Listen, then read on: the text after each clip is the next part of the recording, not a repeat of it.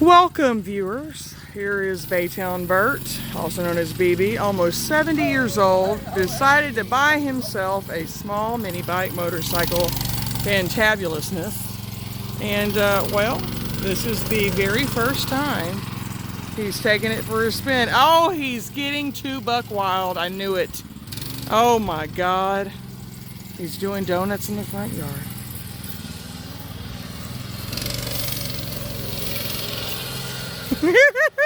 Ah! Go, Dad, go! Woo! Well, I do declare, he can still ride a motorcycle, even if it's a tiny one. Oh my God, that's so good! I know. I know. There he goes. Here he goes, and here he goes. Hey, doggies, hush. Here he goes. Here you go, doggy.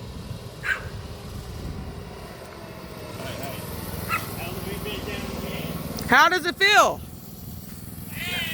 How does it feel? It feels good. Yeah. It's real powerful. It's got a governor though. It'll only go about 20. And I'm not gonna take it. Well, yeah. Let's not get too buck wild. Do you have anything you'd like to comment on?